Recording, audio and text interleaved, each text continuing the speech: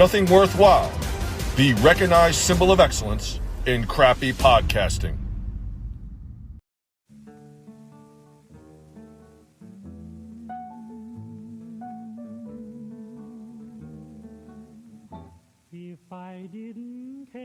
Hi, I'm Michael Myers, and when I'm not living in a rat-infested sewer pipe or slicing and dicing my way through Haddonfield, I listen to my favorite podcast.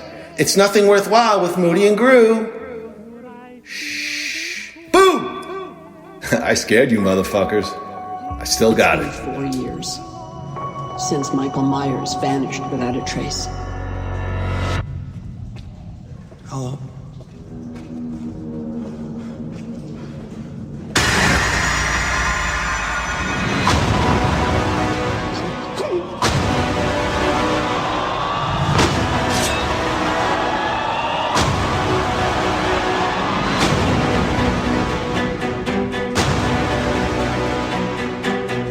I was certain that I saw him watching me. You pretend like you moved on, but you're actually just obsessed with death. What are you gonna do when Michael comes back for you? Because he is coming. But this time, something feels different. He's more dangerous.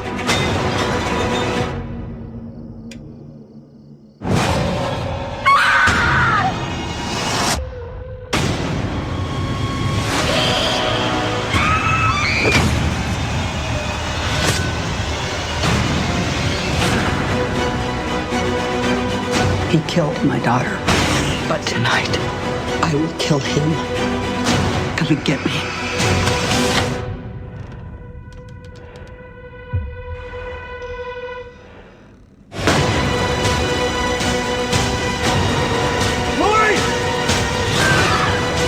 Maybe the only way he can die is if I die too. It all ends now.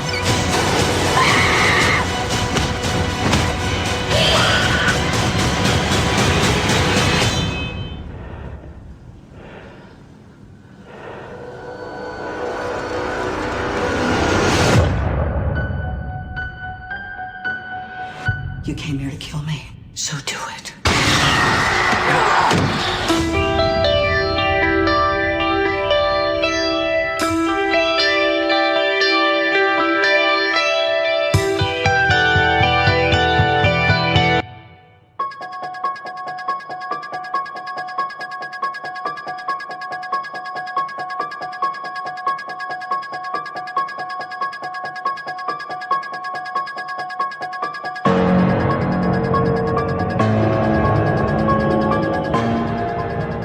Halloween ends tonight. Not the holiday, so to speak, but the Blumhouse reboot trilogy of films that have concluded with the release of Halloween Ends. Is Halloween actually, what do you think? Is it a holiday or is it like American tradition sort of thing? I don't think it's a holiday, not a right? holiday. It's not like, I mean, you celebrate in like if you go to a Halloween party or like it's a holiday the same way. Is it the holiday the same way? St. Patrick's Day is a holiday? No. I mean, I don't know. Nobody gets off for Halloween, right? No. Do they get off? They don't get off for St. Patrick's Day? Do they? I mean, banks don't have office. No, I would. Who knows? I would think they would do it, and they would have off in Ireland, but I don't know about here. Yes. Well, Andrew, we'll take a look at 2022 Halloween Ends, just released a week or two on Peacock and in the theaters. We'll also take a look at the week that was Mike Francesca versus Bob Costas. Ooh. The latest on Kevin Spacey, Meghan Markle, dishes and disses. Why are you giving away the whole thing? Oh, I thought I'd talk it up a little bit. Spoiling it for me. All right, then I will stop right there. Then let's bring him in.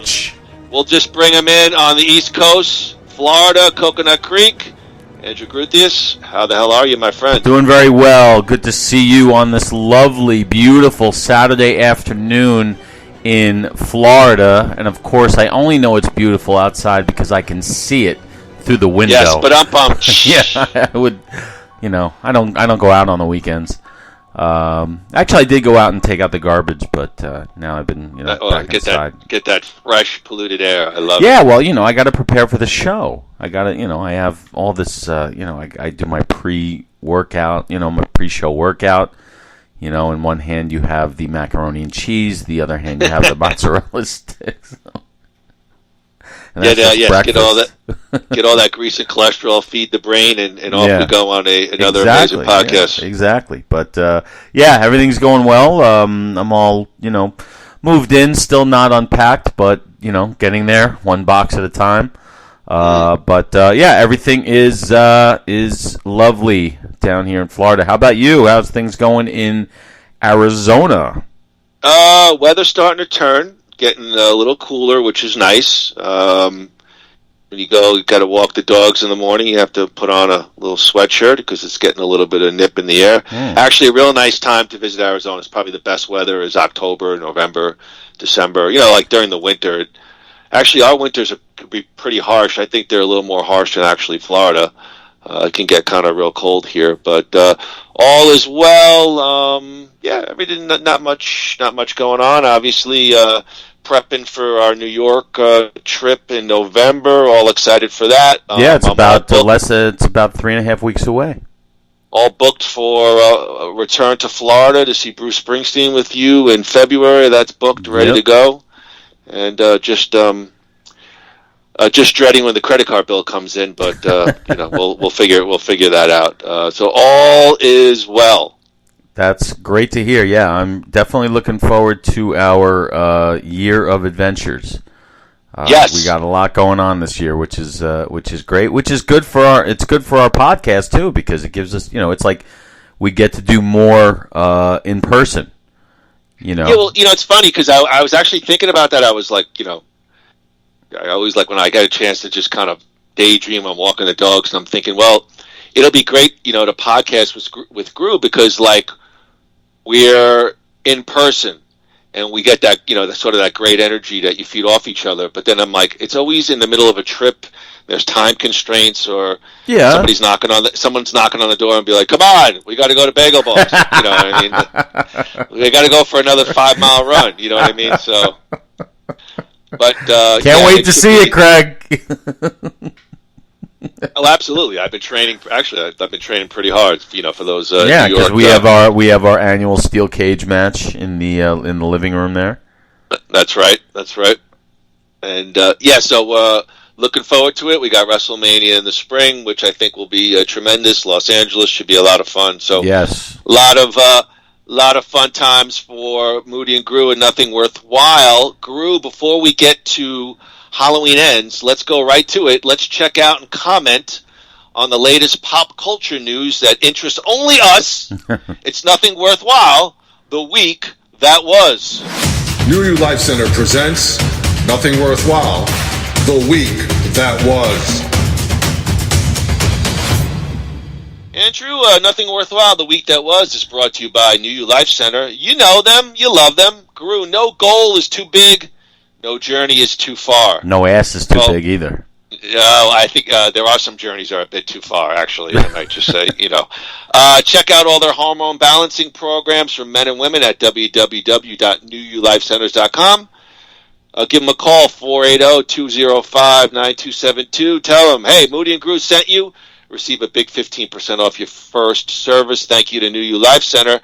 Groo, New York sports talk legend Mike Francesca has been releasing podcasts on the Bet Rivers Network. I guess he, once he was off FAN, he's been doing some podcasting.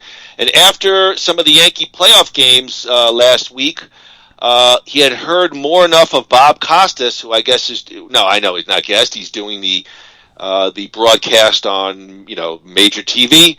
After the Yankees blew Game 3 in Cleveland, Francesca was talking about Harrison Bader's power when all of a sudden he broke into a side on Costas. Quote, Francesca, he thinks, I guess, that every word is golden because he will just not shut up. Everything's a history lesson. We don't need a history lesson every 2 seconds. A lot of people are Yankee fans. They understand Yankee history. They know it backwards and forwards. This is not history class. It's a baseball game. Be quiet. After the Yankees' Game 4 win, Francesca was a little kinder in tone, but still it went after Bob Costas for talking market share. Quote, Francesca, just got to get through one more game of Bob Costas talking so much. I feel bad for Ron Darling. Ron's going to hear Bob in his sleep. We all know that Bob Costas is a very talented announcer, a talented sportscaster, Francesca said, but he has absolutely just talked on and just droned on and on. I mean, just please give the game tomorrow night a chance to breathe, please. It's Game 5. It's a dramatic series, a dramatic fifth and deciding game. Let it breathe. Bob, please. Not a guy who typically gets a lot of criticism. Groo, Bob Costas taking a shot from Mike Francesca. Well, Francesca was obviously upset that the Yankees lost the game. His big criticism of Costas is that Costas was broadcasting the game as if not everybody watching was a Yankee fan. It was on national television, and it's not on the Yes Network. It's on, I think it was on TBS. And yes. Costas, listen, he's earned his stripes. He could do what he wants. I watched a lot of the game. This was before Francesca's commentary. I noticed nothing other than the voice of Bob Costas, which is, to me, is a very comforting voice on on any sportscast.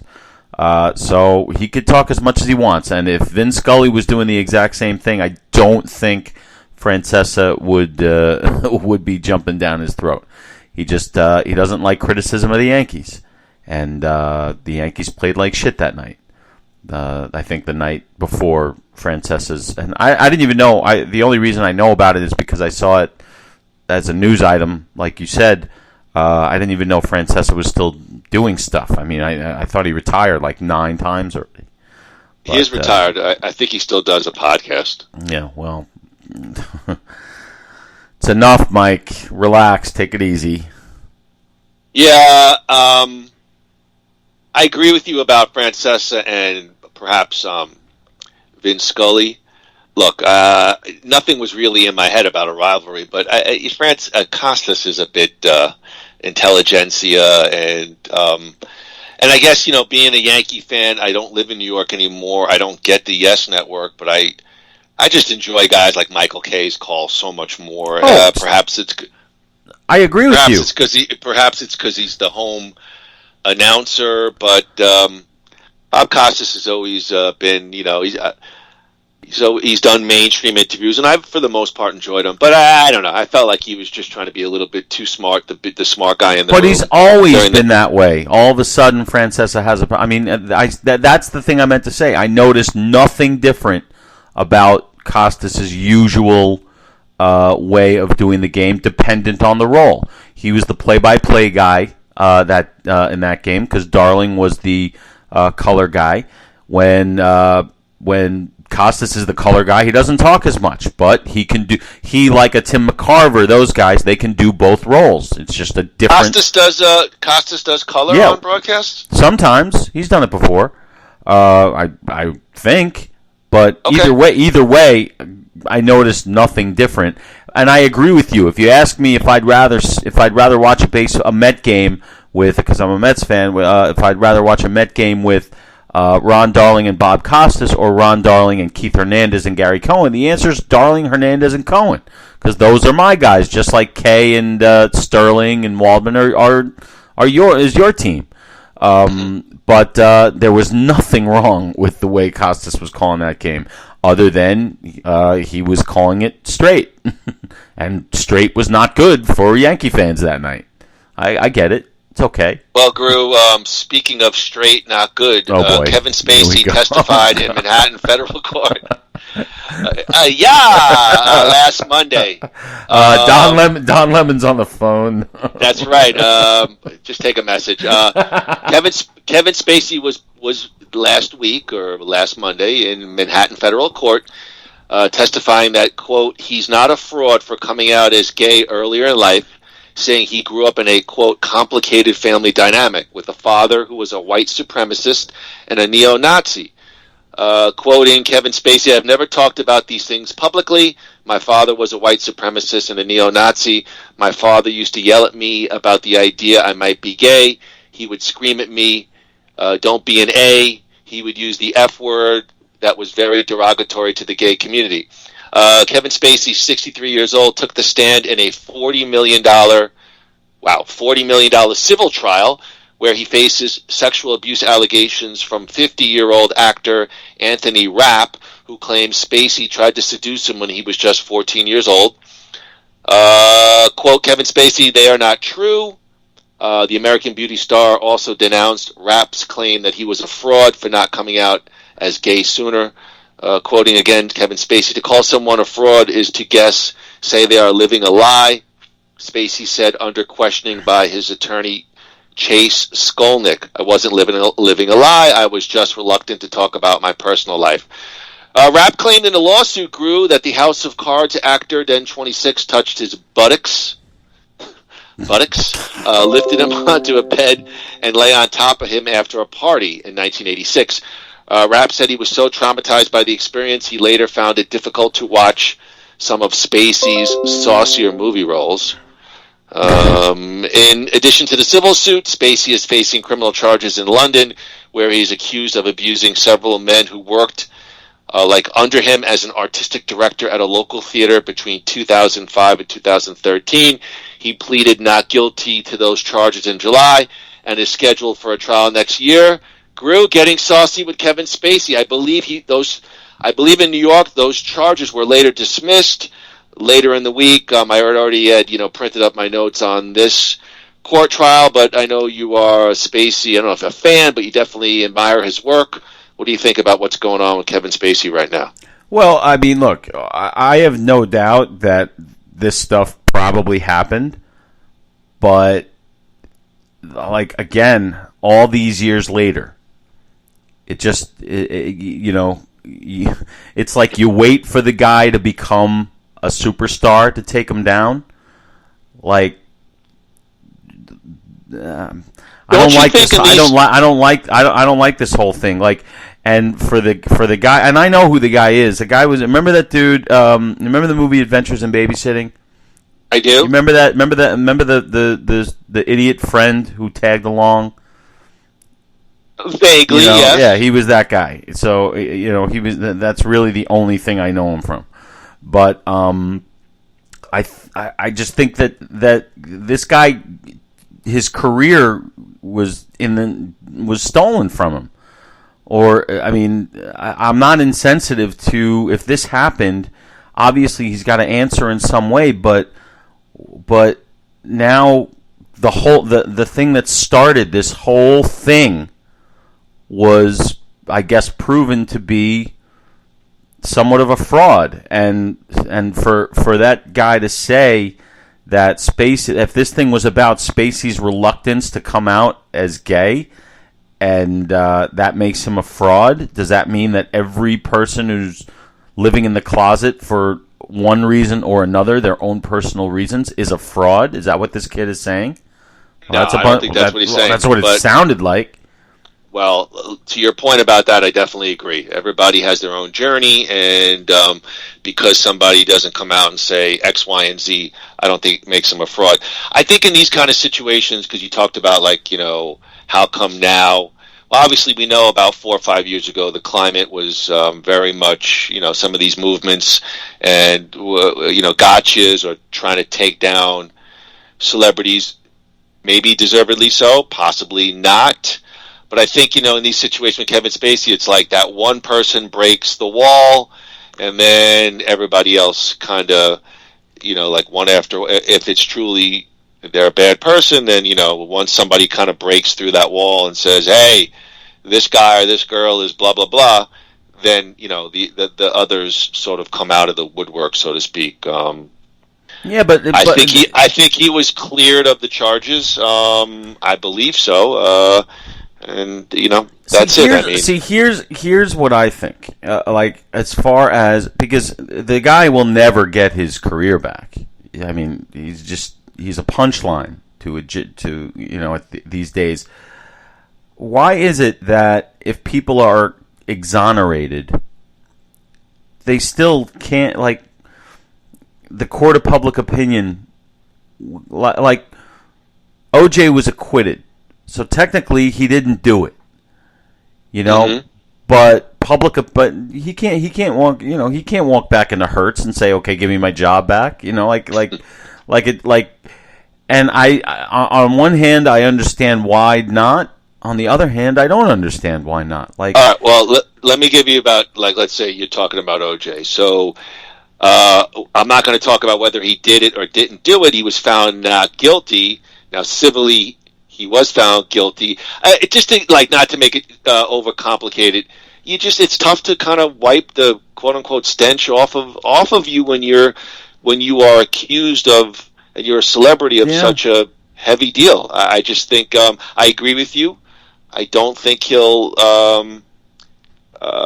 get the career back. I know he's in a small, I think, foreign film, because we talked about it a couple of podcasts ago. We showed the trailer, I think. He's doing something with one and two other B sort of actors, and that's probably where he will exist, and maybe a major studio might give him a cut on a small role or something like that. But no, I don't think he's ever going to get his career back. Yeah, and it's like, I was listening on the radio. They were like talking about when this happened. The kid was, I think, 16 or something, and he was 26, and it was in 1986. And I don't know. It just sounds like the whole thing. I hate it when people lose everything for a supposition. You know what I mean?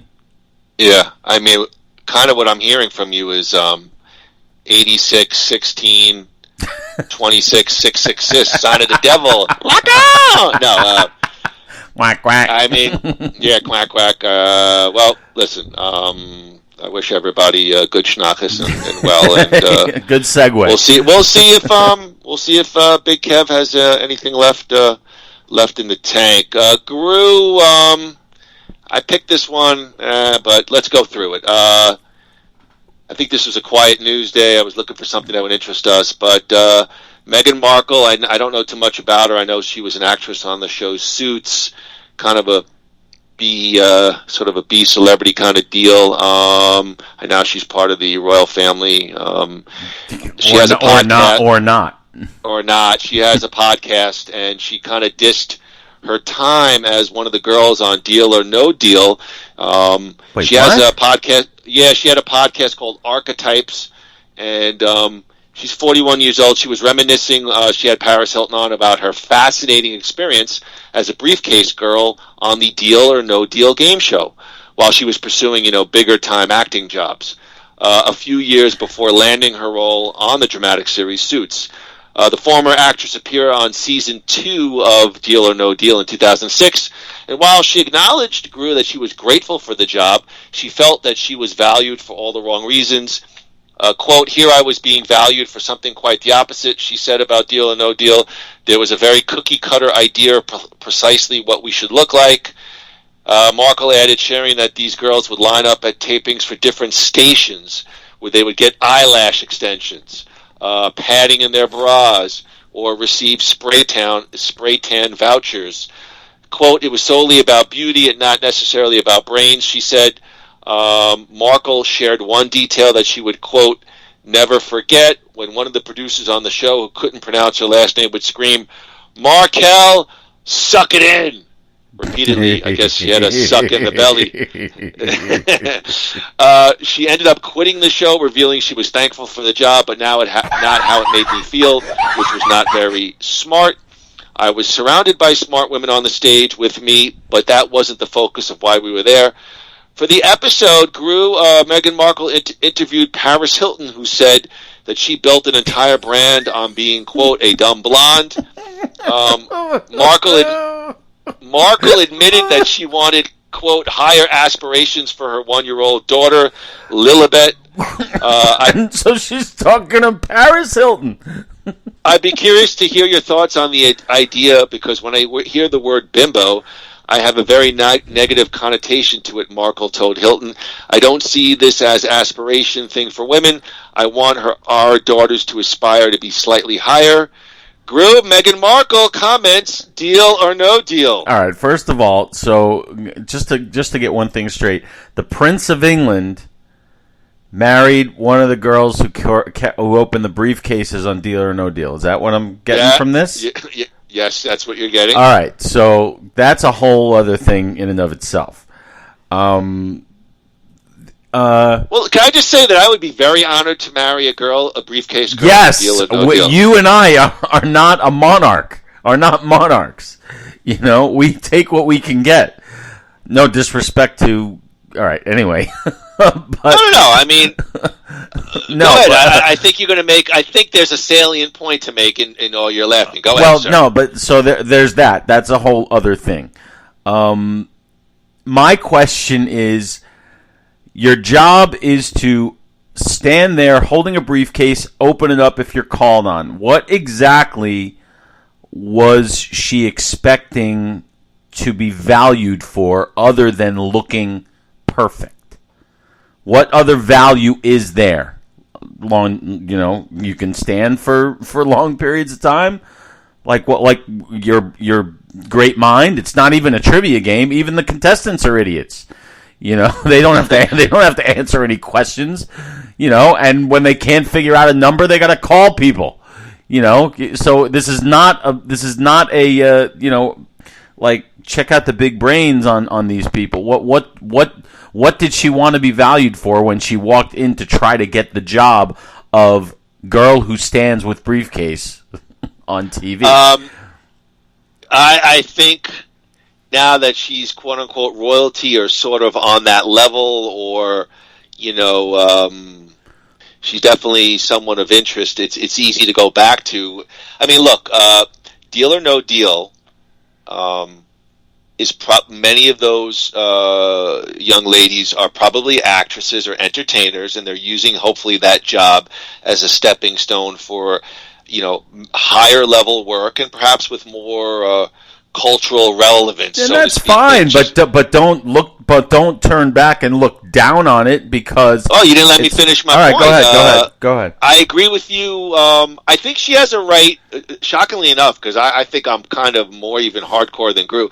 I mean, certainly she has a right to express her opinion, but the funny thing was, like 2 or 3 days later, she got killed in the media, and not just, let's say, one side or the other. Like even Whoopi Goldberg on The View, who's probably very high on her horse, was like, what did you expect? These are stepping stone jobs. And one of the girls came out and said that there were no stations to pad that it was, quote, factually false. So she got hit pretty hard for it. Maybe she deserved it, maybe not. But, listen, I agree with you, Andrew. I mean, the show, those ladies are built on beauty, and anything more or less is, I guess, to be expected. I don't know. Yeah, I mean, she's in a position where she's treated much differently now than she was then. Good for her. Congratulations. All right, but guess what? There was a time when you needed a paycheck, and you got it for not working very hard. All right? Unless there's a trick to that I don't know, other than starving yourself or puking after every meal. Oh. I'm not sure. Wait, what? Is that bad? Hold on. Anderson Cooper is texting me right now. What? Is that wrong? Is that wrong? To me or you, no.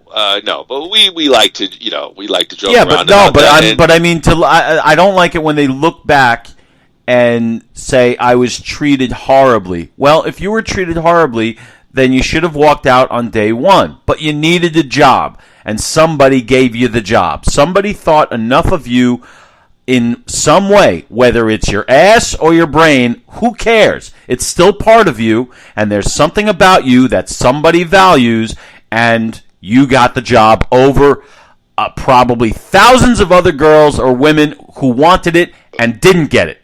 All right, so quit your belly aching. You were the fucking Princess of Wales, right? I think they've something or other. No, she was, but I think they've been annexed. Right? Yeah, but that's because of them. Because they wanted to be. They wanted to have fun. Whatever. So you got everything you wanted in life and 1,000 times more. Shut your fucking pie hole. No? Am I wrong? You know what I say? You can't win! Yeah, but you know what? It got me off on a rant because this woman is in the news every day. Every day. Why do we, with what this country is dealing with right now, what do we give a shit about them for? Well, Andrew, we could probably do a podcast just on this topic. I'm glad you Am said I wrong, it. though? I'm the guy who seems to be a little more fired up about things. And, I mean, to me, yes, they've become I am wrong? very... I'm saying I am agreeing with you. Oh, okay. They have become very preachy, very, very woke-driven, they've, I guess, sort of denounced the whole royal deal. And listen, I'm not a fan of royalty either. I think it's a time that has come and gone. But I'm fine with it. But you don't see Prince Charles bitching and moaning about it. You see him. You see him doing what a king does. You know what I mean? Listen, I know what you mean. You okay? You want to take a sip of water and. We don't do water. We do Diet Pepsi. You know that. That's true. All right, Andrew. I'm going to set this up. I know you've made a comment about this, and I'm going to let's see if we have open hearts and open minds, and we're going to do this together. We're going to do this together. Okay. Now, I don't mean a threesome. I don't mean any kind of sexual situation, but we know that last week the new trailer for Creed 3 hit social media. Andrew Gruthius has kind of been on record as having minimal interest in seeing Creed movie without Sly Stallone. Myself, Evan Moody, was open to seeing a Creed movie without Stallone. Andrew, let's see if we could set this up. We have it for your viewing pleasure. Where are you? Oh, yeah, right you here. are. Let me blah blah blah la da dee la da dee. Hold on, fucker. What the fuck? No, hold on. Sorry. I guess we're gonna have to hit the No. the parental advisory button for this episode. That could be. All right, we're going to share. Let's do sound. Fucker. Oh, God damn it. Oh, there we go. Screen. Hey now. Okay, screen. All right. I see your name. Do you see it right now? Yes. All right. There it is. Okay. Here we go. Groo. Oh, wait. Let me a minute. Stop it. There you go.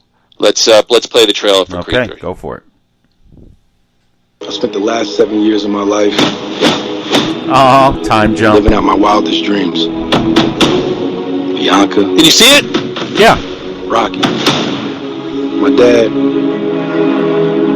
This was built on their shoulders.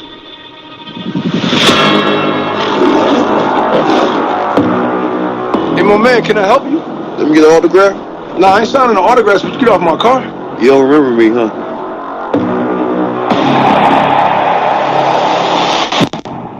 Damien. How long were you locked up? 18 years, bro. Just got out last week. I'm your father. Glad to have you back out, huh? I know I've been away a long Dr. time. Evil. I kept myself in shape. I still got gas in the tank. Come by the gym. Thank you. Curious what happened with you two? I didn't tell you. We was like brothers. I was the best, though. Man, I never got a chance to prove that. That's cute. Hey, what you doing, man? You trying to hurt me? I know what you're doing, Donnie. You don't owe this to nothing. Damien's fighting the world and he's trying to hurt people. I vouch for you. You think you mad? Try spending half your life in a cell. Watching somebody else live your life. I'm coming for everything. You threatening me? Something is going on with you. Damien was like family. Now we past talking. Then maybe you just have to find out. Do what I gotta do. Some of my methods you might disagree with me. These are family ties, I recognize mine, I know that they needed me. It's traumatic stress, watch it manifest, got my only fear, I ain't scared of death. Did you hear me yet? I ain't scared of death. Did you hear me yet? What you gonna do, threaten to take my breath? I need you to let go of your fear. Let go of the guilt. Let go of whatever was and walk into what is. I fear those chains are breaking, yeah. I fear God, I don't fear death. You see those stripes and take a step.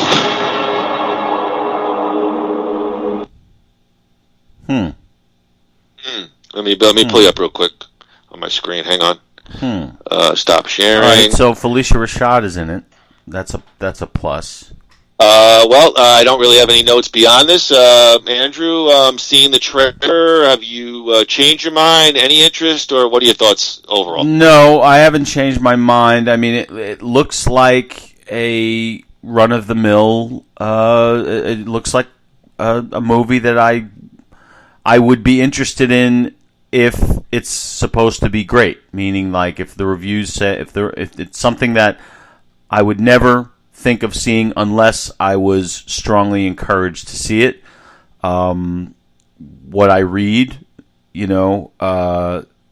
will depend on its connection to the Rocky franchise, because like we said before, it's the Rocky universe without Rocky, and I don't know if he can get out of that shadow. It's a trick that nobody has even tried to ever pull off. So I'm not rooting for it to be bad. I just kind of wish they didn't make it. I don't think it's necessary. That said, if it's a great movie, I'll see it. But the built-in draw is no longer there, which is Rocky. So if it was Rocky 9 and it's supposed to be the worst piece of shit ever made in the history of anything, I'd still be there on day one, because I'm a Rocky fan. But this one, I'll have to wait and see. It doesn't look particularly original. Looks like a guy from his past is coming back to, somebody from his childhood. That's what it seems to be. And the whole key about sequels is they have to find some way to raise the stakes. Well, as far as I'm concerned, Creed 2, the stakes could not have been any higher. I don't know where they can go from there. So, time will tell. When does it come? I forgot the date. When did it come out? Soon. It's got to be soon, right? I believe you're right. Maybe November, mid-November, maybe Thanksgiving, around that time. It's nothing I'm looking forward to, but I'm not running away from it either. We'll see. I don't know. What about you? What do you think? All the energy got sucked. All the energy just got sucked out of the room. Well, I'm not going to pretend to be excited about something I'm not excited. Okay. So, thank you for asking. I did. I asked. What do you mean? I just said thank you for asking, and I was about to say, to get Andrew to ask about my opinion, it's like it's a very special, nothing worthwhile. See, I feel I won't say. See, there was a bicycle salesman. All right, go ahead. Keep going. A very special Creed 3. You touched me. Oh, sorry. Go ahead, Dudley. See, I actually feel, for the most part, different. I was encouraged by the trailer because I think if they explain it well as to maybe what happened to Rocky or why Rocky's not working with Creed, that is fine with me. But actually moving away from that direct connection, to me, shows a little bit more creativity than, you're talking about, hey, let's bring in Drago the son. I've said what I said about it. I enjoyed the first Creed more. I did enjoy Creed 2, but, didn't put it on the level of Creed because I felt they went the easy way. It's like, hey, let's bring this guy back and his son. At least here, all right, somebody from his past, the setup works for me. It is a little bit more creative. And that guy who's playing the friend, I believe, his name is Jonathan Majors, I believe. Yes. I know he was in Loki, and he is going to be one of the main villains moving forward in the MCU as Kang the Conqueror. And he's got a lot of buzz as an actor. And so I'm interested. It looks like he's going to play that role pretty richly. And so, again, there's only so much you could do, let's say, with a boxing movie. Ultimately, it comes down to two guys in the ring. But I was encouraged. Am I out of my mind excited? No. Am I more encouraged than Andrew? Yes. I'll leave it at that. What do our buddies at Last of the Action Heroes say? Have you checked in with them at all on this? No, I think because the trailer just came out this week, so I will check the feed to see on the descriptions or if they talk about the trailer. But yeah, I'd give it a solid B plus on the trailer. It's not a bad trailer. Like, would I go opening week? No, but like the following week on a Sunday with my brother, and if the theater is like half full or not as full, and then spread out and enjoy it. Yeah, I definitely would see Creed 3 if there was not much going on. Sure. No. I think it's a lot better setup than yes, Mr. T's long lost son now comes after. See, that would have been awesome. Come on, Angie. He's saying it as a goof. I'm not. I'm actually not. Yeah, he is. Come on. I would much rather see, because actually, Mr. T, Clubber Lang was supposed to be. You can't do that 2 Creed movies in a row. I agree. I mean, that I agree. That I guess I agree with. But the only reason was because Clubber Lang was supposed to be part of Rocky Balboa, and they just I think they didn't have the money to pay him. So that I'd be interested in hearing how they wanted to bring him back or something like that. That would be interesting. But in a Creed film, no, I agree. Yeah, I think it's just low hanging fruit. No. Groo, we are going to be hopping on a plane in November. We are traveling to New York, and taking nothing worthwhile on the road. Yes, a flight attendant is soaring apparently on social media after she shared her top 5 no-goes not to do this on an airplane. The young lady goes by the handle TikToker Danielle, who works as part of a cabin crew for Emirates Airlines, posted the viral video with about nearly 4 million views. She put her 5 no-nos on a plane. Groo, you ready for the 5 no-nos you're not supposed to do on a plane? Yes, I'm guessing that I've done at least 2 of them.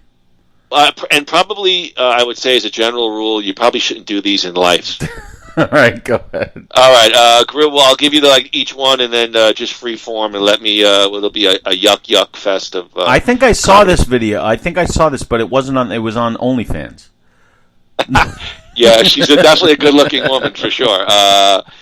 Her first and most obvious tip is to never use the airplane bathroom without shoes.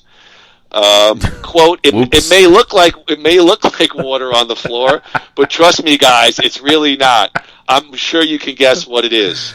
Oh shit! I mean, have you ever used any bathroom without shoes? I mean, I have on a plane. If it's a long flight and I've kicked my shoes off and they're under the seat in front of me and I go to the bathroom, I usually only have socks on. Shit. Okay. All right. 0 for 1 or 1 for 1. Airplane bathrooms are it's a hell zone. Number 2, this might be a little bit more controversial, but I would never fall asleep with my face against the window on a window seat. So many people, quote, hundreds if not thousands, have had access to that window and have been touching it. That's what she said. Never, I'm an aisle seat guy. Have you ever gotten a window seat? I'm an aisle seat guy, but if on the few times I can remember being at a window seat, I lean up against the window. Yes, I do. I've probably done that as well. I don't think I do it on purpose. I think I just end up that way. Will you pay more for an aisle seat? I do. Only if the only other option is middle. If I have to pay to get out of the middle, I will. But if I have to take if I have to take a window over an aisle, I don't think I'd pay extra. I mean, it depends on the length. It depends on the length of the flight, honestly. Yeah, that's true too. That's true. Daniel encourages bathroom users to, number 3, never touch anything in the stall with their bare hands or even kick the door open with their foot, insinuating that airplane door handles and hand-washing faucets may not be as sanitary as we travelers would hope. Of course they're not sanitary. Yeah, I mean, how do you get in and get... I mean, what do you do? Oh, she's saying you should open and close it with your feet? No, I guess, I don't know, maybe have like a napkin or something on your hand to open and close. I mean, you could say that for an airport bathroom. You could say that That's for any public bathroom. That's true. That's an unavoidable one. Right, but like, do you like? Let's say if you go to like a public bathroom, or let's say like a bathroom where you work, and you wash your hands with soap and water. Like I usually take a paper towel and then open the door to get out of the bathroom. No. Wow, you're so adventurous. No, I'm just I've just never been worried about that kind of stuff. Yeah, but you know what? You got like thick, manly hands with like good calluses.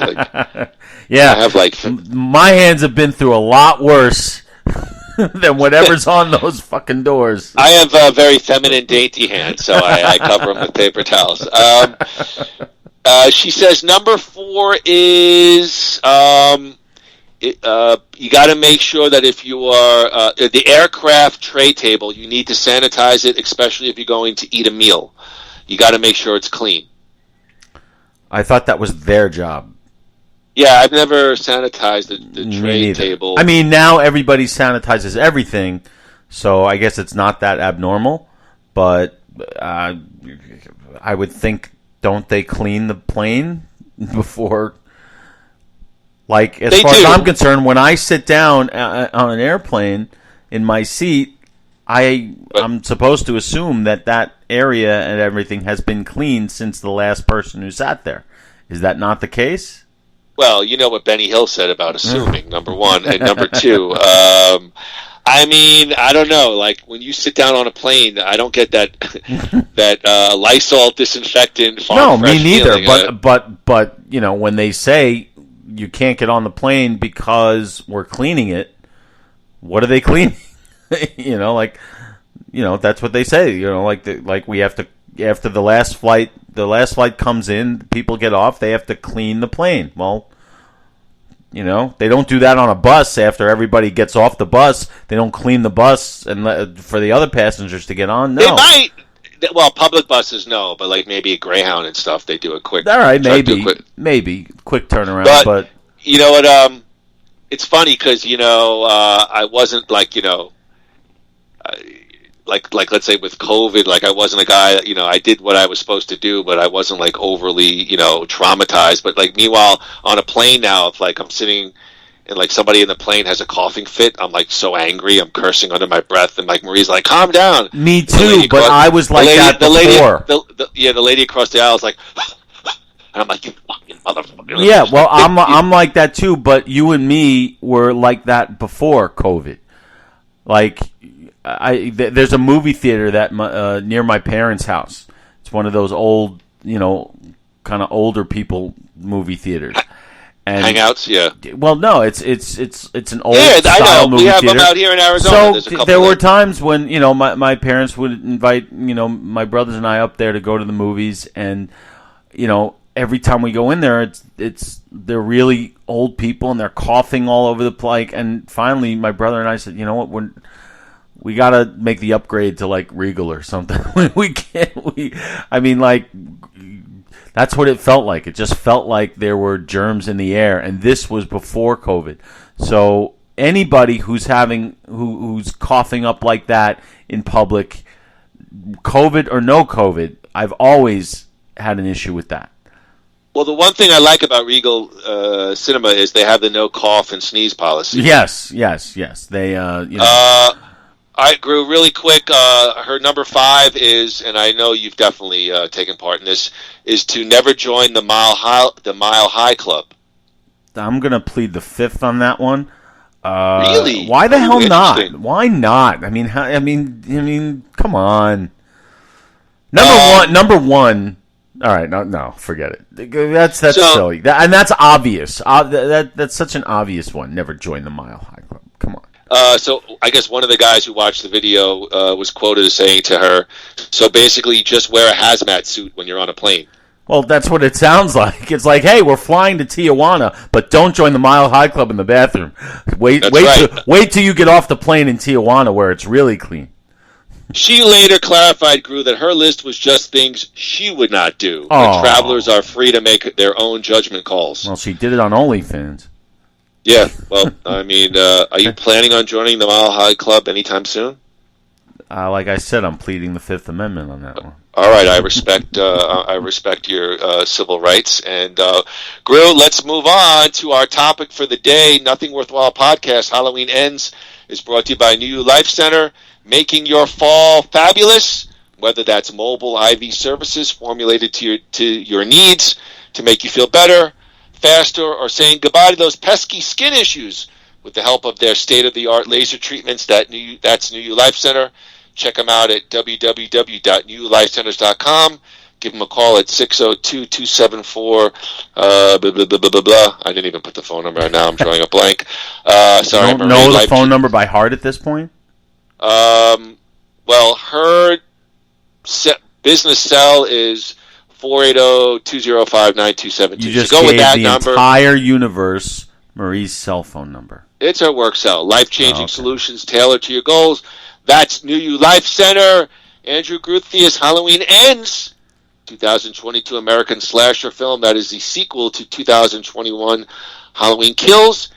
It's the 13th overall installment in this Halloween universe franchise and the final film in the Blumhouse trilogy of sequels that started with the 2018 reboot, Halloween, that followed directly the original 1978 film, so it retconned all those sequels. Halloween Ends was directed by David Gordon Green and was written by Green, Danny McBride, the actor Danny McBride, Paul Brad Logan, and Chris Bernier. Before the release of Halloween in 2018, McBride had said that Green and himself had intended to pitch 2 more films that would be shot back-to-back, but they decided against it. They wanted to see the reaction to the first film, the 2018 Halloween reboot. Following the success of the first film, in July 2019, they announced Halloween Kills. Halloween Ends premiered at Beyond Fest in LA in October 11th, 2022, and was theatrically released in the United States on October 4th, 2022 by Universal Pictures. Like Kills, Groo, Halloween Ends also streamed simultaneously on the paid tiers of Peacock for 60 days. Nothing to do really with Halloween, but do you think, Groo, that we're going to see this continuation of some big films being released in the theaters and in streaming, or do you think as we move beyond COVID and kind of get back to more comfortability, do you think that movies will just open straight in the theaters? I think it's going to kind of stay where it's at because I think there's an audience for both. There are people, there are a lot of people who still like to go to the movies, but the technology is such that for those who don't enjoy the theater experience anymore, these companies make a lot of money. Like a movie can sell, Netflix will pay hundreds of millions of dollars for the rights to own a movie. Let's say Disney Plus, all right? Let's say a new Avengers thing was going to come out, but only on Disney Plus. Well, guess what? Everybody who wants to see that movie is going to sign up for Disney Plus or find a way to see it on Disney Plus. And Disney is really good about protecting their content. So think of how much money is being printed by Disney by releasing that kind of thing to only their streaming platform, because the streaming platforms are as competitive now as the individual movies. They've got all this, Disney Plus is going up against Netflix, it's going up against HBO Max, and on and on and on, and Peacock. Of course, idiots like me have all of them. So, so I think we're going to see it continue. It's all going to depend on, are the movies making the same kind of money that they were before? Are they going backwards? Or is this actually bringing in more money? We don't know. We don't really know yet, and so I think it'll continue this way. I'm curious to find out how much the Halloween Ends has made so far at the box office. That will tell me. I could quote you later. No, I know you will. Midweek. I don't have up to date as of like this morning. An opening weekend is a pretty good indicator, I think. Okay. Yeah. I agree with you.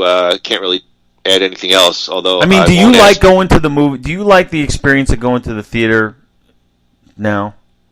I don't hate it. I don't love it as much. I don't either. I used to. You know me. I used to go all the time. I'd go by myself. I loved going to the movies. It was like my favorite thing.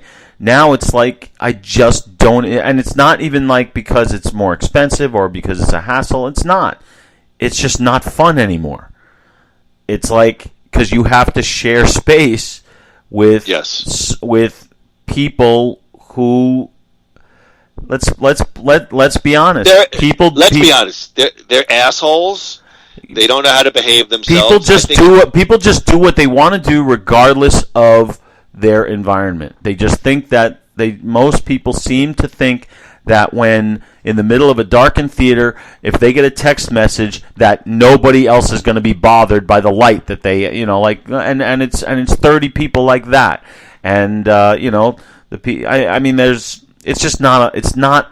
not the exciting, fun experience that it used to be. Maybe that's my perspective, but and this one, Halloween Ends. You know what? 5 years ago, I would have said, no, we got to see it in the theater. But no, I didn't watch it. I watched it on Peacock. Yeah, listen, I agree. I think it has to do with, the overall changes, let's say, like in public behavior, and probably a little bit of age, too. I mean, I agree with you. I don't enjoy it. I don't enjoy that experience like I used to. And I'll just leave it at that. Yeah, it used to be a novelty. Yep. And the theaters near me don't even have goddamn Twizzlers anymore. Red Vines. They don't? Red Vines. It's like, fuck you. It's like, how stupid do you think I am? Give me the cookie. Give me the cookie dough. I had that actually the last time I went a couple weeks ago to see Terrifier 2, and first of all, the prices are just insane. But they've always been. They've always been. I mean, a large Coke. I treated Mo. Yeah, it is. It was $6. Yeah, but that's nothing new. All right. Well, listen. Listen. You're used to just throwing money away on entertainment endeavors. I'm saying that somewhat jokingly. No, it's not a joke. It's true, and as one of my many frailties, that is certainly one of them.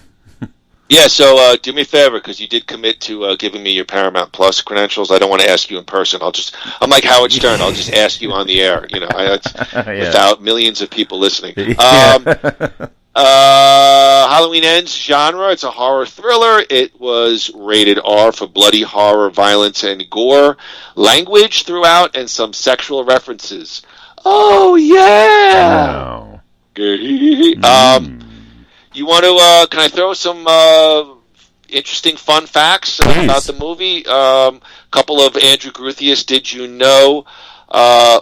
We'll keep to the facts, and then, we'll get to the plot and everything. Let me just page up here. Groo, Corey Cunningham, who's the new character, is inspired by Arnie Cunningham, who was Keith Gordon from the 1983 movie Christine. Oh, yeah, look at that. When we are introduced to Corey in Halloween Ends, he is shown to have a similar haircut, identical blue button-up shirt, and a pair of black glasses reminiscent of Arnie and Christine. Yeah, Arnie and Christine. That was. Do you remember that movie? Did you ever see Christine? I definitely saw it as a kid. I mean, tough to remember specific details, but I think I saw it on HBO. Years ago. It's pretty interesting. I like that movie. It's a little freaky. That kid is that's Jason Mellon from Back to School. Rodney Dangerfield's son. Yes. Keith Gordon. Keith Gordon. Good actor. It's a good movie. Good movie, Christine. And I can see the parallel. I could see the inspiration. Okay, Groo, do you know the song playing at the grocery store is an instrumental version of Blue Oyster Cult's "Don't Fear the Reaper." Yes, yeah, that was in the original. That was in the original Halloween movie. Yes, right. And of course the cowbell song. Yes, that's the Saturday Night Live. Yeah, that was. You know what? That I when that came on, I'm like, yeah, I get it, but I think Saturday Night Live has kind of ruined that song a little bit. But the funny thing is, because I was asking my class, one of my classes last week, if they had seen Halloween Ends, and nobody had seen it. But for some reason that song came up, and I said, yeah, well, that's right. There's a lot of cowbell in that song, and everyone was looking at me like, what the fuck is he talking about? They have no clue. They have no clue about that sketch. So I guess it ruins it. It kind of makes us laugh. But "Don't Fear the Reaper" is a perfect, unless you're going to play like the Undertaker's theme song. But yeah, it's a nice little Easter egg. In the beginning of the film, Groo, Corey and Jeremy are watching John Carpenter's The Thing, a clear reference to the original, where they were watching the original of The Thing, and also a reference to John Carpenter, who directed both Halloween and The Thing. I did remember clearly from the film. Some of these I didn't remember. I didn't pick up on what they were watching, but I did know that John Carpenter directed. I did know that about Carpenter. I just didn't realize it was in this movie.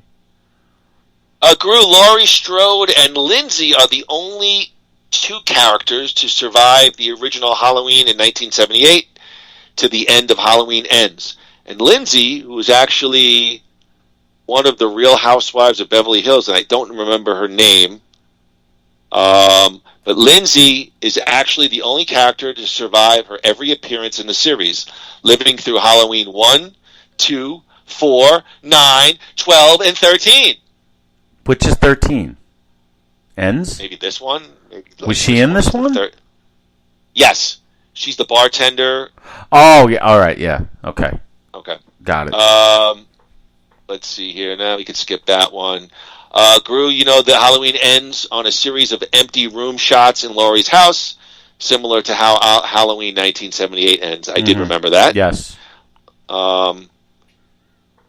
This is basically a fun fact, but the body count in Halloween Ends. Do you want to guess how many people were shellacked in Halloween Ends? Not many. I'm gonna guess 12. They have it as 18. A couple of them are in flashback scenes, so that doesn't count. All right, fine. You're right. They're wrong. Do you remember during the date with Allison, Corey falls down and does the iconic sit-up that Michael Myers and The Undertaker are famous for doing? Yes. I do. I did notice that, and I was a little flocky, little schlicky, a little bit. I remember laughing when I shouldn't have been laughing. So take what you will from that. Well, we're not going to really let the cat out of the bag, but this is the only Halloween film in the series to feature another killer alongside Michael, as well as having Michael literally team up with somebody else on a few of the kills. Mm-hmm. Yes. Well, obviously, except there. What about the third movie? Did you ever see that? You ever see Halloween 3? Yeah, Season of the Witch, but yeah, that had nothing to do. Yeah. It might be worse. Interesting movie. Yeah. Interesting movie. Yeah. It holds up strangely, but yeah, this one. Again, I'm not going to let the cat out of the bag. So no, because we will in a little bit. We'll go over the plot. Yeah, but that thing, I have no problem with that. It's it's changing things up. I mean, that's what movies are supposed to do, I would think. Yeah, I didn't ask if you had a problem with it. I just wanted your just a quirky sort of a trivia. Just real quick, when you mentioned Halloween 3. I can't think of the main actor in that movie. He just appeared at Tucson Comic-Con because a friend of mine had pictures with him. I don't remember the gentleman's name who played Me neither. the guy with the mustache. He was in a couple of big films in the 80s, I think. All right, Andrew. The runtime for Halloween was 1 hour, 51 minutes. Let me just break down the cast really quick. Of course, we have Jamie Lee Curtis as Laurie Strode, the survivor of Michael Myers' 1978 killing spree. We know that she now suffers from PTSD and alcoholism. Andy Matachak as Allison Nelson, Laurie's granddaughter, who has gone head-to-head with Michael. James Jude Courtney as Michael Myers the Shape. Really not much more to say about that. Mm-hmm. Will Patton. He's been in a couple of big movies. Great actor. He's Deputy Frank Hawkins, the sheriff deputy who arrests Michael following his initial killing spree in 1978. Little known actor Rohan Campbell as Corey Cunningham, a young man accused of murdering a child while he babysat, leading him to become, a mentee of Michael Myers, a pariah in Haddonfield. And the young lady we were talking about earlier of Real Housewives of Beverly Hills fame, Kyle Richards as Lindsay Wallace, one of the children Laurie babysat who survived in 1978. We have a couple of other people. Jesse C. Boyd as Officer Mullaney, Allison's ex-boyfriend. Joanne Barron as Joan Cunningham, Corey's overbearing mother. Rick Moose as Ronald, Corey's stepfather, who owns a salvage yard. Michael Barbieri as Terry, the leader of the gang of bullies who target Corey. Michael O'Leary as Dr. Mathis, Allison's boss at the local hospital. Michelle Dawson as Deb, Allison's co-worker, who's having an affair with Dr. Mathis. Karan Harris as Willie the Kid, the local DJ.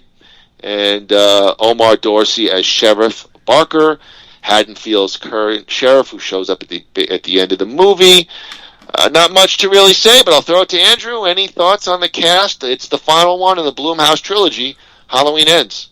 Well, I mean, it's good to see the familiar faces like Will Patton. But Will Patton, I think, has only played that role in this trilogy. I think it was a different actor in '78. Perhaps you might played be right. Hawkins. I think he's too young, but yeah, I mean, I think that there was nothing. What happened to the woman? Maybe her character was killed. Remember the actress Colleen Camp? You know who that is? Blonde. She was in like Police Academy. She played like Tackleberry's girlfriend. What else was she in? She was. I remember like she was like a teenage crush for me. Okay. So I don't know if she survived the first one or two movies, but I'd be interested where she is today. But no. Yeah, everybody. Interesting cast. A lot of fresh faces, which is good if they're good. And this is not your typical slasher cast. Like the names and faces are memorable. Like they're not just like faceless and nameless people for Jason or Michael Myers to behead. So yeah, I thought it was effective casting. I mean, okay. I guess that's all I can say without going into detail. All right, Groo, you want to give a gander at the production budget for Halloween Ends? Yeah, I mean, this is now a tentpole movie. Loves that word. Yeah, it's a tentpole movie, but they're not going to be spending. It's still like Blumhouse is still like an independent company.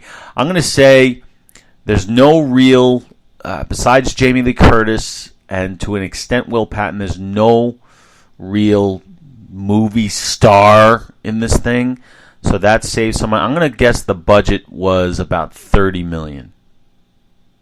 Andrew Gruthius, The Price is Right. Got it right on the head. Really? Million. Right on the head. Are you swearing on this podcast you have not looked this up or done any research? I have not a clue on this one. Not a clue. Yeah. $30 million, which sounds about right to me too. Yeah, but you know what? It kind of proves my point because the movie does not look cheap. The movie looks good, I think. Yes, I agree. And my point has been in so many movies, so much of the production budget goes to the actors. Like, think of how much money out of, let's say, a $250 million Avengers budget goes to just paying Robert Downey Jr. alone. You know, so they don't have that kind of price tag in this movie, so that's why I think they were able to spend the appropriate amount of money on what they needed to spend it on, and that's the quality of, at least the physical quality of the movie. It's not going to work if it looks like shit. So I mean, I thought for Avengers Endgame, Robert Downey took scale. Yeah, right. All right. All right, Groo, let's get to it. The divisive, the tomato plot of Halloween Ends. On Halloween night in 2019, we have 20-year-old Corey Cunningham. He's babysitting a young boy named Jeremy. Jeremy plays a prank on Corey, locks him up in the attic. As Jeremy's parents come home, Corey kicks the door open, and he accidentally knocks young Jeremy over a staircase railing to his death. And of course, Corey is accused of intentionally killing Jeremy, but is cleared apparently of manslaughter. 3 years later, we know that Michael Myers has vanished. Laurie Strode has kind of moved on, sort of a different vibe from Halloween Kills. She's much more relaxed. She's not got the house all souped up with booby traps and all gun crazy. She's kind of living her life as being a grandmom to her granddaughter Allison. She's writing a memoir. Corey is working in his stepfather's salvage yard. We see that he's taunted by high school bullies, and he's kind of, treated as a pariah, so to speak, in the town of Haddonfield. Allison and Corey develop a relationship when Laurie brings him to the doctor's office where Allison works. Oh, okay, so he's taunted by bullies, he gets injured. Laurie takes him to Allison where she works. They develop a relationship. Corey is confronted by Jeremy's mother. He leaves the party. He runs into the bullies. Corey gets thrown off a bridge. Of course, we see a figure drag him into like a sewer. That's going to be Michael Myers, where Michael has been living for the past 4 years. And, Michael kind of grabs him by the throat, and there's sort of this moment where they look at each other, and something happens to perhaps change Corey. On the way out, Corey is confronted by a homeless man who takes out a knife. Corey takes out a knife previously given to him by Laurie, and he kills the homeless man and flees. And, of course, Corey and Allison start going out. They go out. They're confronted by Allison's ex, the police officer, and Corey kind of stands up to him pretty aggressively.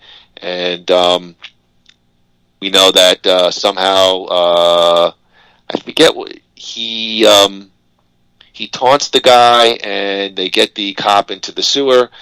Michael emerges. He's in a weakened state, and Corey kind of tells Michael, "Show me how you do it," and they kill the cop. He also targets the doctor that Allison works for because she is passed over as a promotion.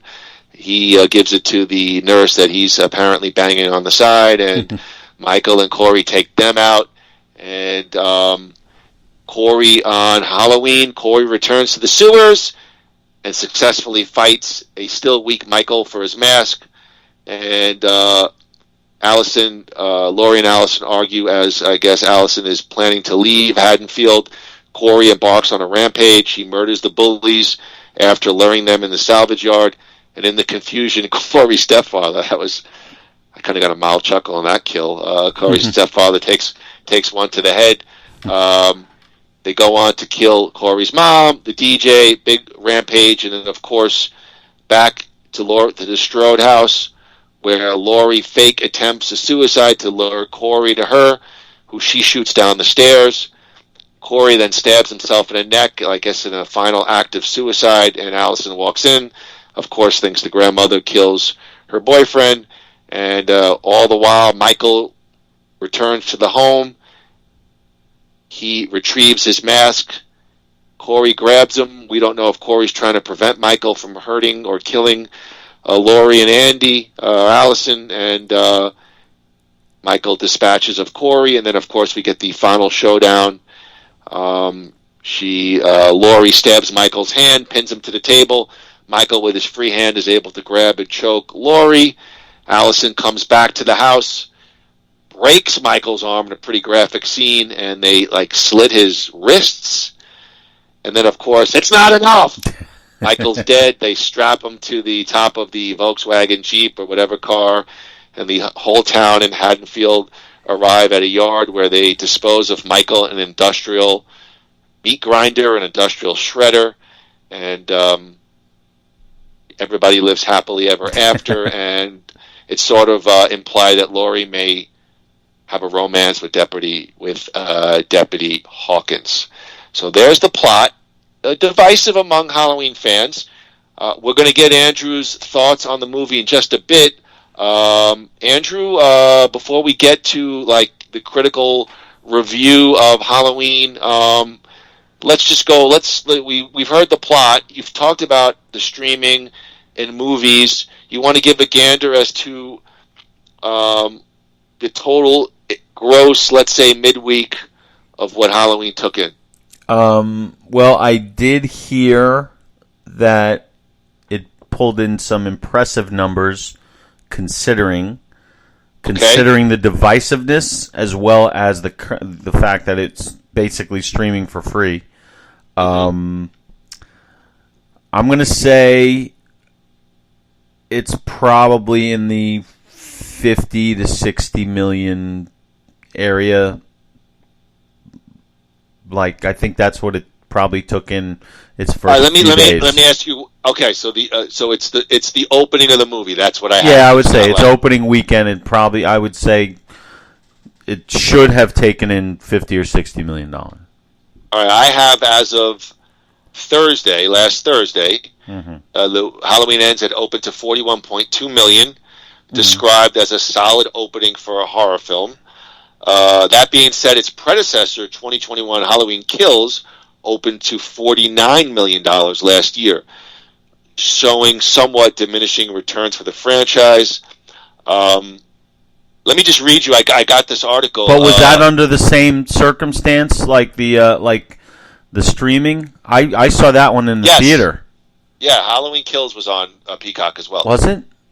Yes. I remember seeing that in the theater. I know Halloween Kills was definitely on, was definitely in streaming as well on Peacock.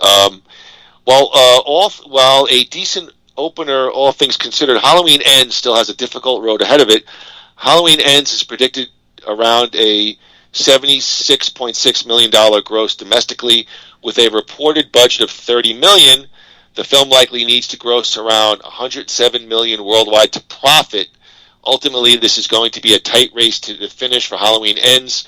This film needs to gross at least $75 million domestically and is projected to earn $76.6 million. Though it's projected to be in the green right now, the margin is razor thin. I don't know if I got that from Variety. Is there anything on that little clip about the gross of Halloween Ends? Anything that resonates with you? No, I mean, I guess it's surprising that it would. Well, I guess maybe it's not surprising because people did not like Halloween Kills. So I guess it's not surprising that this one would make less money, at least in the beginning. And I guess word of mouth is not doing this one any favors, because I know there's a lot of negativity about it, and it's very divisive, as was Halloween Kills, I think. So I guess that's. I think it will make more than that. I think it will hit its mark. I don't know. I don't think this movie will have legs like perhaps the earlier one. But Andrew mentioned word of mouth and critical reviews. Let's get to a couple different ones to set the table. Groo, Rotten Tomatoes gave Halloween Ends. Oh wait, do I get to guess? Sure, why not? All right, I think there's been a lot of negativity. Go ahead. But I think critics are probably a little kinder than fans seem to be. So I'm going to say that they're just short of like 50%. So it has a tomato meter score of 40%, and I think it's the opposite. I think fans are always a little bit less harsh than the critics. That's just my take. Usually, I think in this case, though, in my opinion, I think in this case, because the movie is, I think the fans' reaction is not about the quality of the movie. It's about where their story, where what they wanted from it, is completely different than what they got. I think critics usually see past that and look at the quality of the movie. So does it make sense what I'm saying? Yes. Don't say anything more. Okay. You want to give a shot at? You want to give a shot at Metacritic? Is Metacritic? That's critics, not fans. Yeah, I'd say it's probably about this. What that they give grades, right? No, it's a percentage score. They gave it very close. They gave it's probably the same, 40-something. Yeah, 47%. Groo, RogerEbert.com gave Halloween Ends 1.5 stars, stating, "Wow, much like criticism of the notoriously divisive Halloween 3, Season of the Witch, and some of the structure is intentionally a nod to that diversion from the Michael Myers formula. Halloween Ends is barely a Halloween movie." Oh, fuck. God damn it. ComingSoon.net called Halloween Ends, quote, a failed finale, stating, Halloween Ends takes risks. It goes off the rails and makes creative choices you would never expect from a finale. It's a bold film with the audacity to go above and beyond, but none of the ideas pay off. The page down here, USAToday.com said about Halloween Ends, it's a bloody shame Jamie Lee Curtis didn't get a better send-off, stating David Gordon Green's trilogy, which they gave 2 out of 4 stars, essentially does the same thing to the series' other best asset, taking masked Michael off the board until he's needed for the gnarly climactic ending fight. Finally, Groo, Polygon.com said Halloween Ends, quote, they did Laurie Strode dirty, stating Halloween Ends plays out more like the Game of Thrones Season 8 finale, a rushed entry that skips over important character development, kind of just forgets about plot points from the last 2 movies, and ends up betraying what made the reboot worth watching in the first place. Harsh. Groo, the reviews are in, and they're not that great. Andrew Gruthius is a veteran movie watcher and couch surfer. Andrew Gruthius, how did Halloween Ends fare for you? Okay, so let me preface this by saying that I'm only going to focus on this trilogy.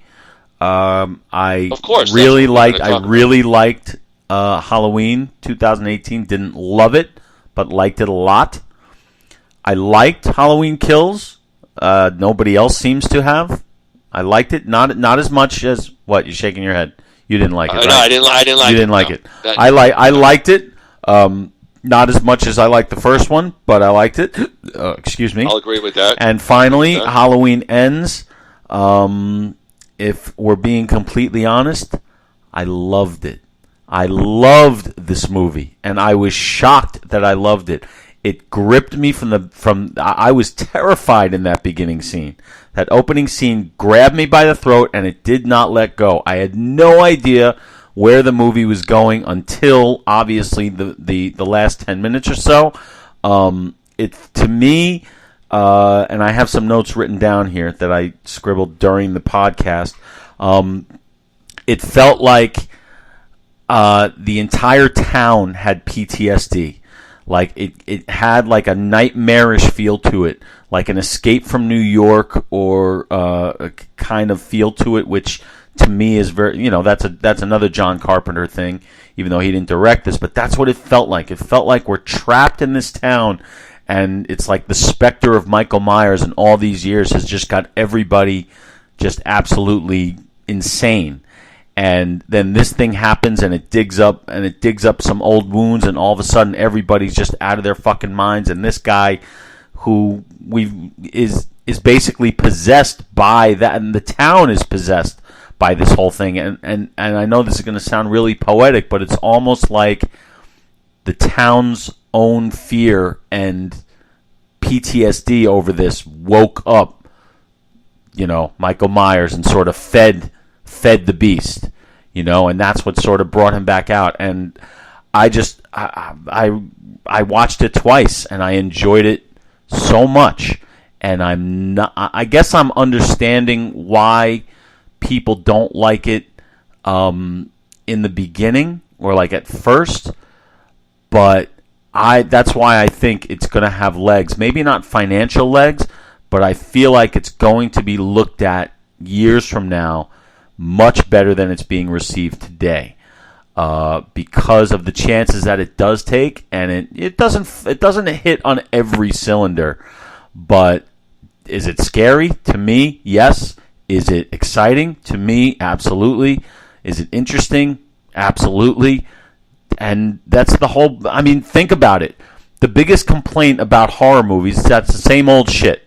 Okay, so what did these fans want? They wanted Michael Myers and Laurie Strode to go at it one-on-one for another whole movie.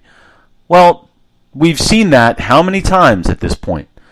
So they dare to go in a different direction, and the biggest complaint is that Michael Myers is not that much a part of the movie until the very end. Well, guess what? Yes, he is. He's part of the whole fucking movie. He is the reason that everything is happening. It doesn't have to be right there in front of your face to be present. And so I feel like a lot of the criticism is very short-sighted on that front, because this movie is very well made, and I truly, truly loved it. It's the best of this trilogy. And I would compare it to the first Halloween in 1978. I really thought it was that good. And I'm the only one I have heard so far who has really said that. So that's my detailed review.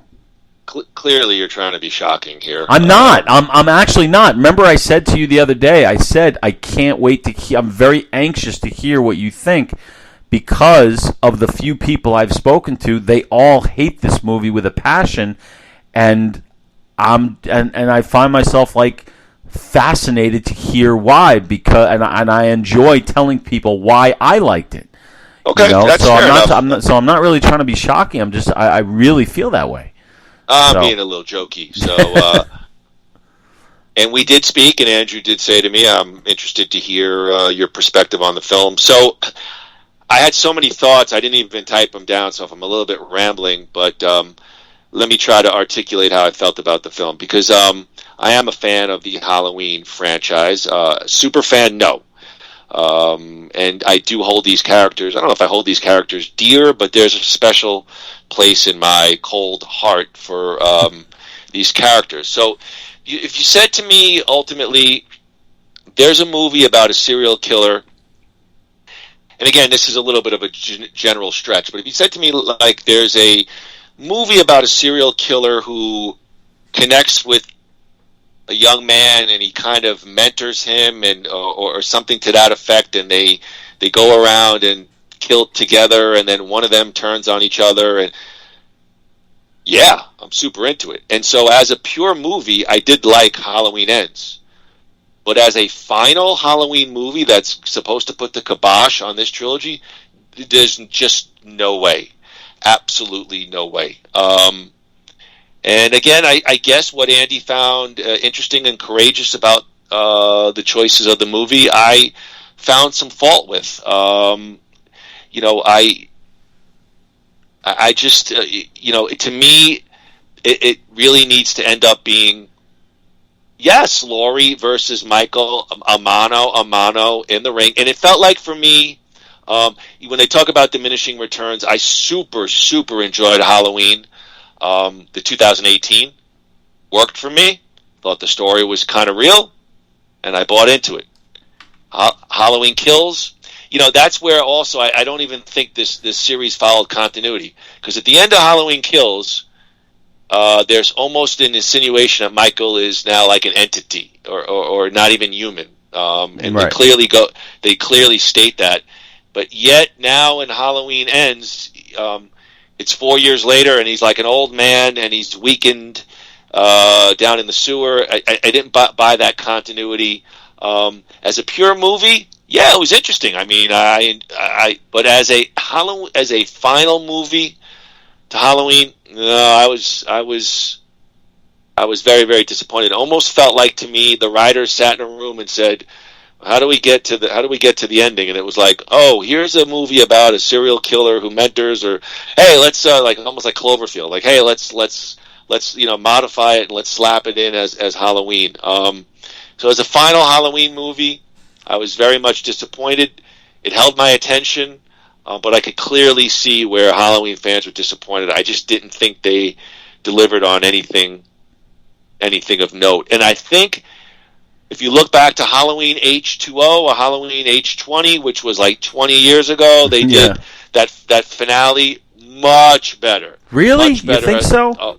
Oh, yeah. I mean, they end up in a car wreck, and Michael is like trapped in like the car with the leaves, and she takes out the axe and beheads him. I mean, if the fans were going nuts in the theater, I mean, everyone was cheering. I thought much better here. So I haven't seen H2O in a long time. I guess I'm giving that. Excuse me. I guess I'm giving a sort of schizophrenic review of the movie. It's not a bad movie, but I think as a finale to Halloween Ends, it's a bad choice on where they went with it, if I'm making any kind of sense. Well, do you look at it? I mean, I guess you do. I don't look at it as, at least not anymore, I don't look at it as a finale to the whole Halloween thing. I look at it as a finale to Laurie Strode. Well, no, but Andrew, look, you know that a movie company at some point is going to buy the rights to this, and they'll put their spin on it. So, yes, yeah. So, but this movie is closing the Blumhouse trilogy of films, and as I take a step back, overall, I was disappointed. Blumhouse is known for doing these new noir horror movies, and I think critically they're thought of pretty highly. 2018 started off great, and the last two, I did not like Halloween Kills at all. I did like Halloween Ends better than Kills, so there was a bump there for me as a fan or as a viewer of the movies. But overall, this trilogy was a big disappointment when they set the bar pretty high with the first one in 2018. See, your words are echoing the general sentiment out there, and I have the same question for you I have for them. Like, what would have been a satisfactory conclusion? Like, you said, yes, it's supposed to be Laurie versus Michael, mano a mano. Well, you got that. The town sliced them up, and that's really what it's been. It's been Michael Myers and this town since 1978. So to me, it's only fitting that it's all of them together that put an end to this shit.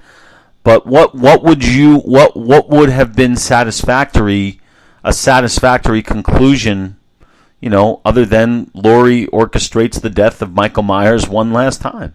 What I don't else? know. I'm not a Hollywood scriptwriter, but maybe he goes into hiding and Laurie actively hunts him down. I don't know. They did a big change to the Laurie character. What have you?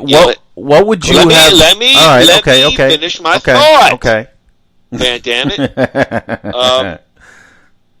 She goes from, which I could see, a very traumatized woman who's, now living a very sheltered sort of existence. She's kind of a shut-in. The homes are all booby-trapped with gimmicks and guns and weapons, which I could see happening to somebody who's a victim of that kind of violence. to now she's, happy grandma. She's got the Folgers, and she's writing a memoir on her laptop, and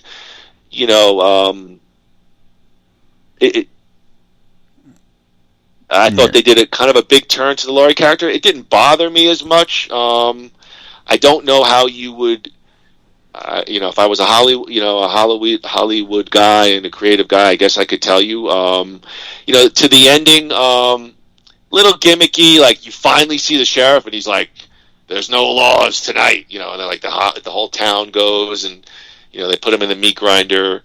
I don't know how I would have done it, perhaps differently, but I think for a final film, you got to end up sort of Michael versus Laurie, and as I'm hearing it, again, I'm just saying it like it's funny. I know Michael's in the film, but he's not in the film very long, yet you're trying to do something a little bit differently with the Creed series, and you've shown, you're not minimal interest there, where I'm saying, well, they're trying to do something different. But I guess it's a finale, and even if I was just thinking to what you're saying, like Rocky V, they try to do something different. He's now mentoring a young guy, and they had a fight in the streets, but they had to kind of do Balboa, which is you want to see Rocky on his sword in a boxing ring. That's probably the most fitting way to kind of give a finale, so to speak. And I guess for a Halloween movie, I just really wanted Laurie versus Michael, and I don't know how you get there. As a pure movie, it was interesting. As a Halloween ending movie, I wasn't really that jazzed about it. All right. Well, your comparisons are valid, but you also have to remember. I mean, like the chances that they take, like Rocky V, it was a great idea to go in that direction. It just didn't work. You have to make it work. You have to, right. You can't just have the idea. You got to, make it fly. Same thing with Creed. Like Creed, if Stallone was in a third of Creed 3, that's enough of a buy-in. Okay? So it's like he's not even part of it anymore. And that's like doing Halloween without Michael Myers at all. Like, he doesn't even, he's not even, it's not even about him, like Halloween 3. Like Season of the Witch. Like it's, Michael Myers, like I said, to me, Michael Myers is in this whole movie because to me, the nightmare that he's produced for this town is all over the movie. That's how I felt. Obviously it didn't hit on those cylinders for most people, but it did for me. I got to be honest. So, I criticize what Creed is trying to do because they're trying to take a franchise that already exists and create where are they going to go? So it's I don't know, right? But I'm open to it, and you could almost make the same case that you could say, well, the Rocky character is gone, but they reference him, and and I said in the earlier after you saw the trailer, if they set the stage up where it's coherent to me, where hey, this is why he's not in the film. He's left Philly to retire or something. Maybe it'll work. Maybe it will work. This is not a Creed podcast, but I mean, I think to me, when I felt like the movie kind of jumped the shark, when Corey, wrestles Michael Myers to the ground and rips his mask off. You're talking about like the most iconic, slasher icon, and I was just like, nah, it's just not working for me as a Halloween finale, and that's kind of how I stand on this. Yeah, well, I'm not surprised because, like I said, I'm still the only one I know who not only liked this movie but loved it. So I'm waiting to see if there's anybody else out there who saw it the way I did. But either way, I guess it's because there have been Halloween movies without Laurie Strode, that have been somewhat good. I remember I liked Halloween 4, The Return of Michael Myers. Remember that one? Well, you're absolutely right, but they've established that at the beginning of the movie, and they've this ignores sort of, those. Yeah. I mean, they kind of Yeah. they don't retcon, but I think whatever. I don't remember, but I enjoyed them too for their silliness, for some of their awfulness as well, and for some of the good stuff that they did do. You know, you're talking about like 4, 5, and 6. I mean, I think 4 was probably the best one that had the niece who's being hunted now. Yeah. They probably set up in the story somewhere that Laurie Strode is dead, or moved out of the state, or whatever it is. And I think they must have said that she's dead, because I think they've established that Michael wants to kill the remaining bloodline left in the Strode family or something like that. So I did. Me. Yeah, I do. I do enjoy looking back on that, and I do agree. I think Halloween Ends, 15 years from now, probably will get a bit of a bump, but a lot of things do when people look back on it wistfully, and they'll probably say, hey, they took a chance. But when Corey, wrestles Michael to the ground and rips his mask off, how dare you? How dare you? It's like ripping off Rey Mysterio's mask. Exactly. Matter of fact, I'll end on this note. Marie actually came upstairs and started watching SmackDown, and she's like, why is Rey Mysterio wearing pink tights? I'm like, because he's Rey Mysterio. Don't disrespect him. How dare you? So, anyway. Are we going to give ratings? I mean, I'll give Halloween Ends. I didn't type it down for me. I'll give Halloween Ends 2 1/4 knives. 2 1/4 knives. I'm going to go. Yeah, I mean, it's a well-made movie. I just think misplaced somewhat. Misplaced. I'm not going to be somewhat. I'm not going to be on the fence. Misplaced in the Halloween trilogy, the Blumhouse, the 3 films. Okay, good. Well-made movie that went in the wrong direction. I just wouldn't. Story-wise, yes. Your chief complaint is that it's not a fitting story to end this saga, and I buy that completely. I felt the same way about Rise of Skywalker, which was carrying a lot more weight on its shoulders than this one. So I'm going to give it 3.5 knives because I would give the original Halloween, meaning 1978 Halloween, which this one considers canon. That's a perfect horror movie. So that's a 4 knifer. I got to give this one a little less, but it I've said everything. I really, really, really enjoyed it. It really felt good to see a quality horror movie. It just really creeped me out. I gotta say, I don't know. Yeah. Well, to put it on the rarefied level of 78's Halloween, I find that a bit. I disagree with you vehemently, because I think the first one in 2018 was by far the best one of the three films. Maybe I have to. I've only seen the first 2 of this trilogy once each. Maybe they're each worth a rewatch, just to, maybe I feel differently. But it's my story, and I'm sticking to it.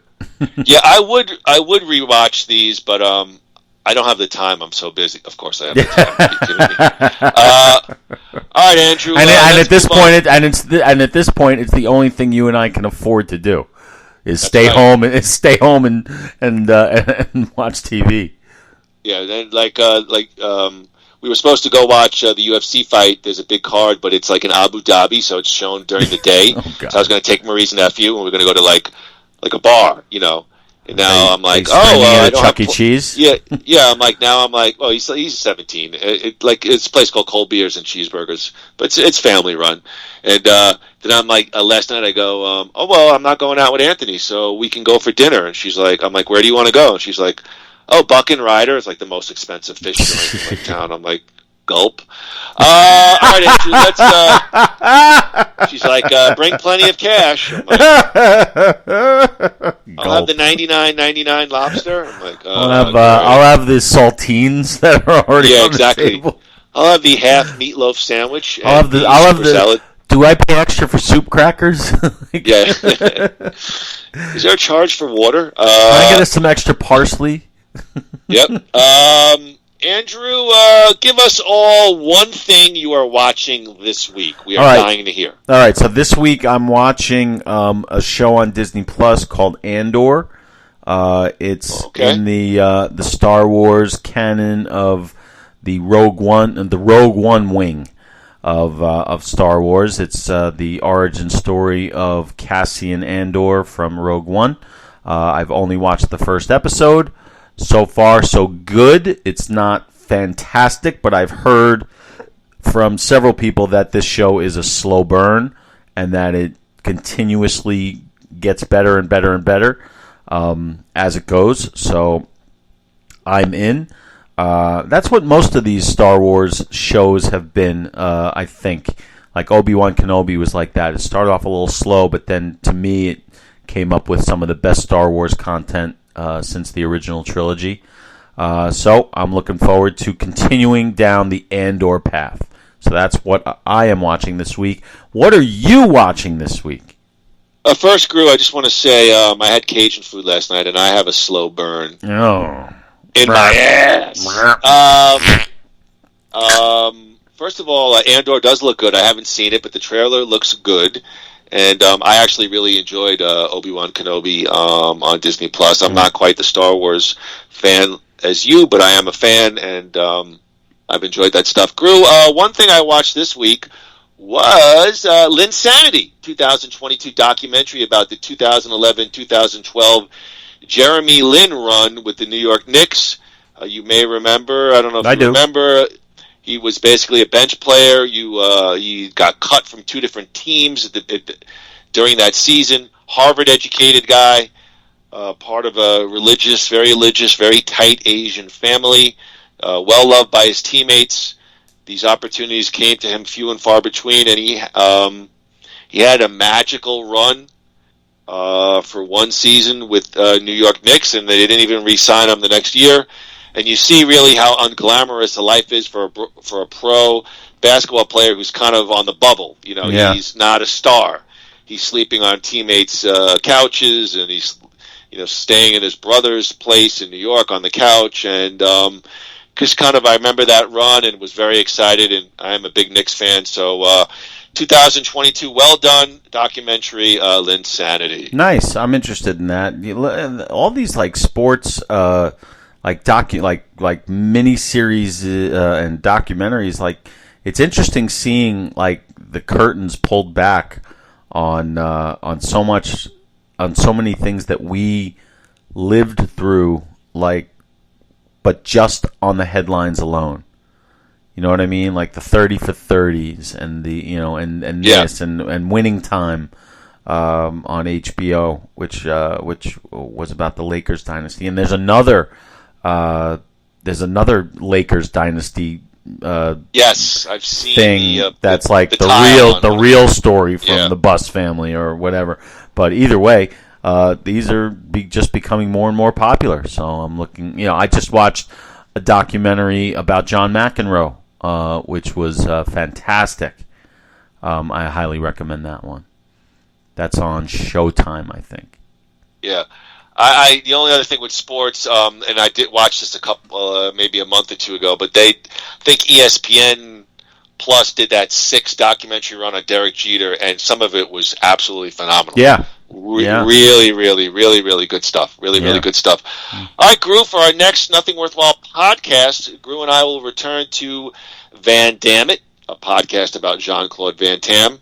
We're going to discuss and break down 1993 Hard Target, starring Jean-Claude Van Damme, Lance Henriksen, and Yancey Butler. Don't hunt what you can't kill. Groo, Hard Target. Looking forward to it. He's got the dream mullet that I always wanted when I was a kid. I actually have never seen this movie, so I'm looking forward to watching it for the first time. So that'll be a lot of fun to do something that I haven't seen yet. Yeah, I'm glad that we're going. We haven't touched Jean-Claude in a while, so it'll be fun to watch one of his films. And we like touching Jean-Claude. Yes, why not? The man's still in wonderful shape. Absolutely. Andrew, you want to give us a quick promo on perhaps the next Nothing Worthwhile podcast? Well, yeah. Well, we were talking about this. We don't know exactly because there is something interesting happening a couple of weeks from now. Two of our, I would say, staples of our Nothing Worthwhile podcast. You know, we have a few topics that we keep coming back to, like wrestling and Howard Stern and Bruce Springsteen. And speaking of those last two, Howard Stern and Bruce Springsteen are coming together for the first time. Bruce Springsteen will be a guest on the Howard Stern Show on October 31st. And based on whether that interview is worth covering, that may be our next Nothing Worthwhile podcast. We're going to wait and see how we feel about that actual interview. We're expecting great things, but live radio, live TV, live anything, you never know what you're going to get. So wait and see. Not even by next week, because it's the following Monday after our Van Damme podcast. So check out your social media sites. Check out the Times Square ticker for our next Nothing Worthwhile. Will it or won't it be Springsteen on Stern? And that's what's coming up. All right, sounds like a good. It could be a tough topic beyond our criticisms or enjoyment of those guys, because I don't think we've ever broken down an interview before, which could be interesting. No, but I think this one, like they've mentioned, they're making a big deal out of it over on Sirius, and I think it's got the potential. He's performing, so we can talk about what we think of his performance. We have no idea. I mean, I guess he's promoting the new Soul album, but I can't imagine that he won't, that Howard won't extract some acoustic classics out of him. I wonder how long it's going to be. Usually, I don't know. I'm excited and I'm ambivalent at the same time. All right. Let's leave it. Let's leave it there. Let's see it go down and see what happens. Andrew, I just want to say, it's up to each of us whether or not we lock the door and find our resolve, or let evil inside. Laurie Strode, Halloween Ends. Should they? One last question. Oh, Lord, I had it all queued up. I told him this is how I want to go out. Go ahead. One last question. Unprofessional podcast. Exactly. Should they have killed off Laurie Strode?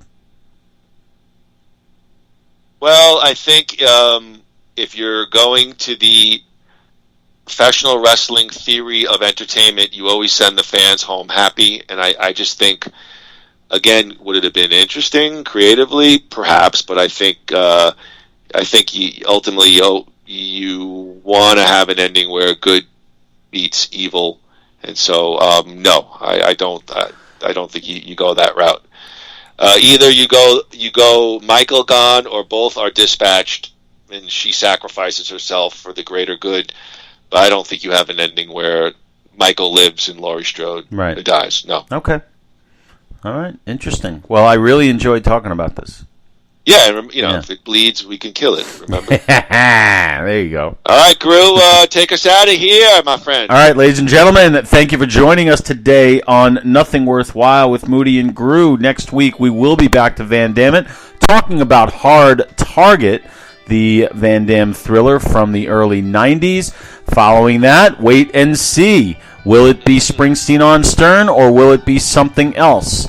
Who knows? The only way to find out is to join us next week and every week after that here on Nothing Worthwhile with Moody and Groo. So before we go, ladies and gentlemen, Evan, please join me. 1, 2, 3. Ripple. Howard, you're crazy. Yeah. Just